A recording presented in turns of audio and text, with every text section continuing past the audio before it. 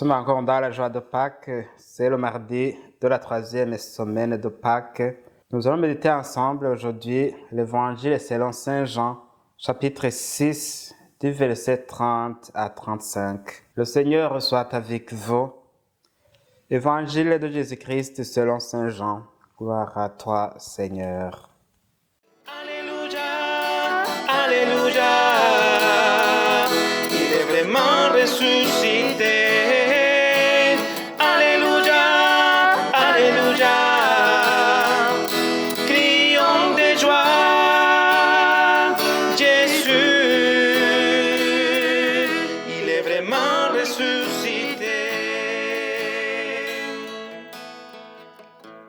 En ce temps-là, la foule dit à Jésus: quel signe veux-tu accomplir pour que nous puissions le voir et te croire? Quelle œuvre vas-tu faire?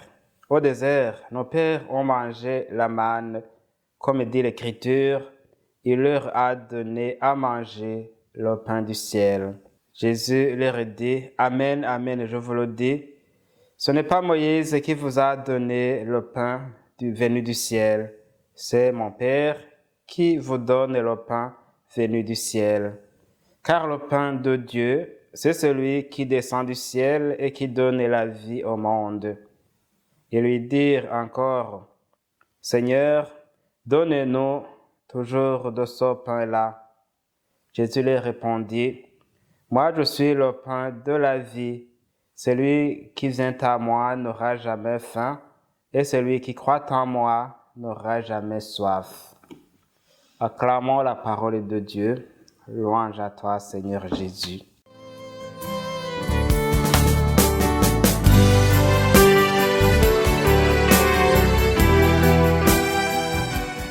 Suite au miracle de la multiplication des pains, la même foule qui en avait mangé demande à Jésus de poser d'autres signes concrets pour qu'elle croie en lui.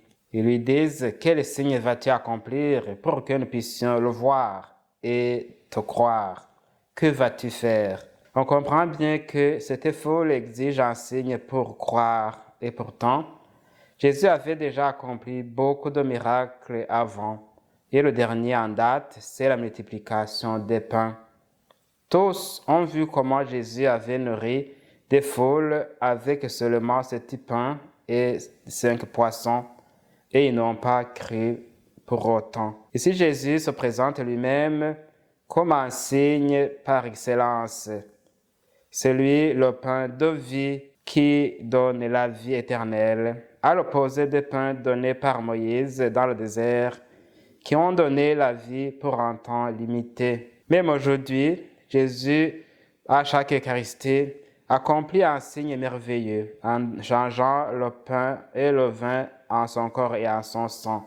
En son temps pascal, nous célébrons le signe suprême, celui de sa résurrection d'entre les morts. Ceux et celles qui ont eu la grâce de le rencontrer avant de monter au ciel en témoignent. Pourquoi alors, malgré tous ces signes, il y a toujours des gens qui ne croient pas en Dieu ou exigent d'autres signes qui seraient plus convaincants? Certes, des miracles, des manifestations extraordinaires comme des guérisons ont conduit quelques personnes à la foi, mais pas tout le monde.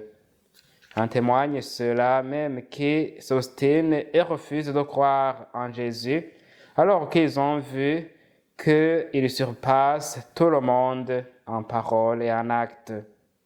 Il faut l'avouer, la foi en Dieu n'est pas d'abord le fruit d'un spectacle auquel on assiste. C'est un don que Dieu nous accorde et que nous devons accueillir dans un cœur qu'il aime. À ce propos, Jésus dira: celui qui m'aime gardera ma parole. On pourrait voir par là qu'il y a une relation obligée entre l'amour de Dieu et la foi en Dieu. Il suffit d'expérimenter personnellement l'amour de Dieu pour croire en sa bonté. De même, les personnes qui ont le plus cru en Jésus-Christ, ce sont elles qui ont été témoins de son amour inconditionnel. Ceux et celles qui aiment Jésus sont aussi capables de renoncer à eux-mêmes de prendre leur croix et de le suivre. Certains signes sont publics et communautaires, comme la libération miraculeuse du peuple de Dieu, la guérison des maladies diverses. D'autres signes sont personnels et discrets.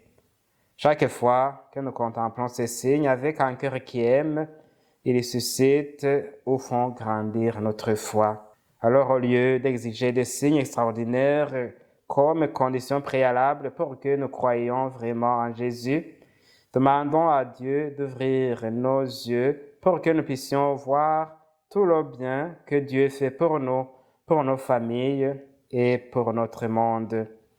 Que Jésus ouvre nos cœurs pour que nous ressentions personnellement l'effet de son amour pour nous. Ainsi aurons-nous des raisons profondes de croire en lui et de l'aimer à notre tour comme il nous a aimés. Demandons-lui de nous manifester encore son amour dans cette prière que Dieu nous a apprise.